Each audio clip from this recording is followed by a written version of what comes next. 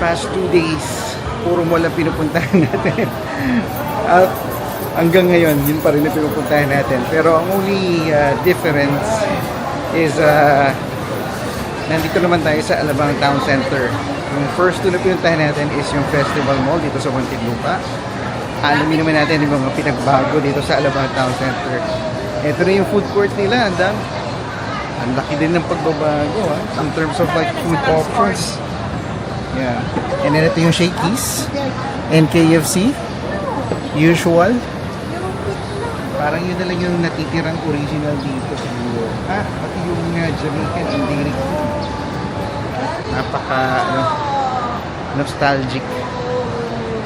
Ayan, so kasama natin yung pamangkin namin na si Kobe at saka si Clark at naisipan namin dalhin sila dito sa time zone. Diyan tayo pupunta.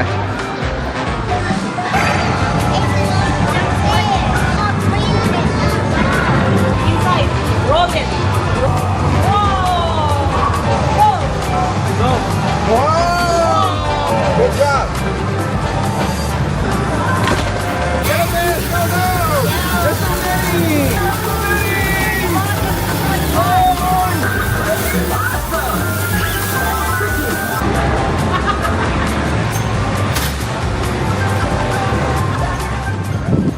Gala at night. Kain lang tayo dito sa restaurant.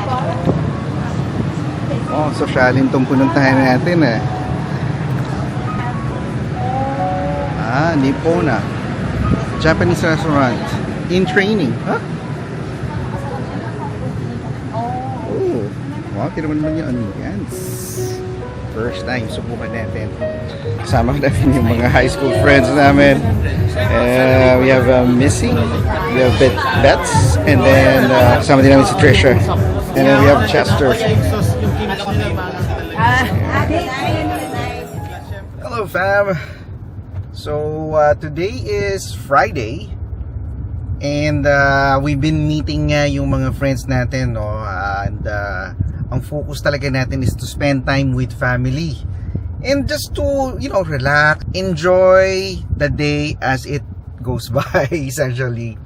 So, si Joyce kanina, hinatid natin sa kanyang, alam mo na, regular schedule, no? Alam mo na yung mga serbisyo niyan, yung mga hair color, haircut, manicure, pedicure, lahat the works. Ngayon nga, susunduin natin siya kasi tapos na yung kanyang schedule. Malalaman natin kung magkano ba ang inabot ng mga services na inavail niya.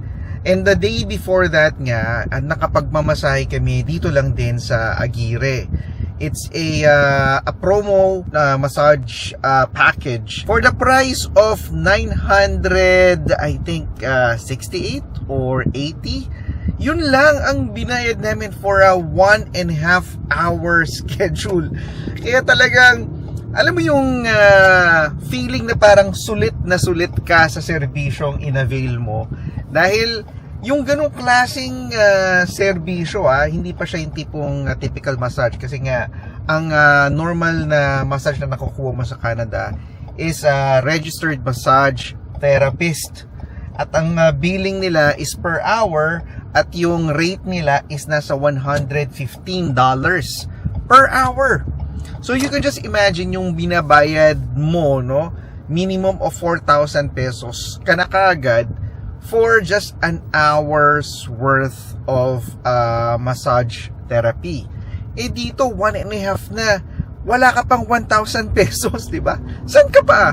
So talagang nung pagkadating namin dito, isa yan sa mga una talaga na inavail namin na services na parang, alam mo parang for the entire year's body aches na meron ka, ipapahagod mo lahat yan, lahat ng lamig mo sa katawan, papatanggal mo lahat yan sa iyong masus. Nakakatuwa nga lang din na dito sa BF Hopes Parañaque ay napakaganda at napakadami mong option sa mga ganyang klaseng serbisyo. 2 days ago, last night, tinry nga namin yung anong restaurant ba yon?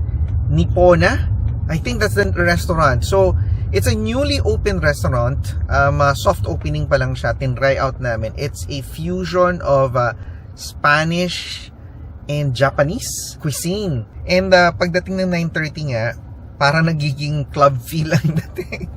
To the point na, alam mo naman tayo, ano, dahil tumatanda na tayo, yung mga preference natin is yung medyo tahimik, alam mo na, yung nakakapagkwentuhan tayo.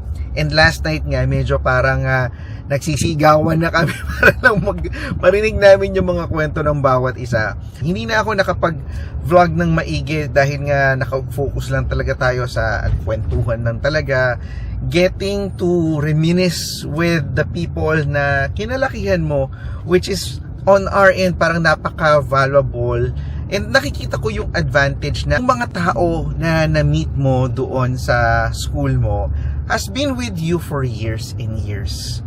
At sana ma-develop din yung mga ganyang klaseng friendship ng aming mga anak, kasi alam mo yung parang meron kang parang security blanket of people na alam mong, oh, I knew these people from way back, and marami kayong mga experiences at saka yung mga, alam mo yung mga history kumbaga na ma-share nyo, at napakasaya lang talaga mag-reminisce ng mga happenings during your high school days.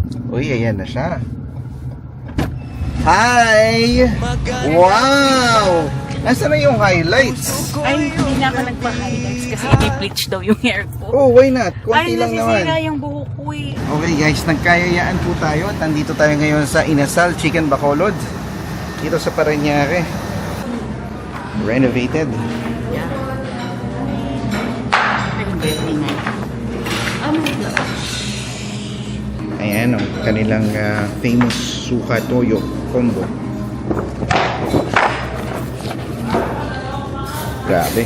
Yan yung mga meal nila, oh. 275 paa, pecho. Boneless thigh. Molo. Oh my God. I want molo. Uy, may spare ribs. Tuna belly. Parang mapapasisig tayo nito. Ang ganda ng picture na to. Number sisig. 7. Anong sisig? Ano ba tong sisig na to? Pork yan. Ito yung chicken. Oh. Pero chicken or pork?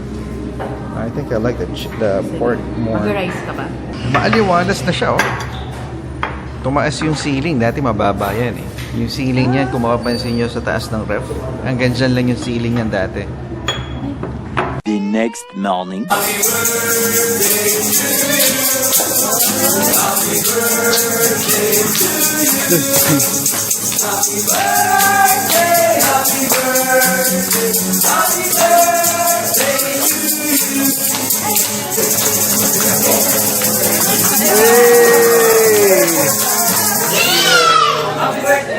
Thank you! Thank you!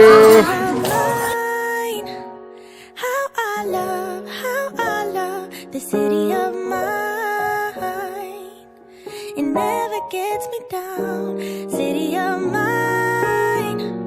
How I love the city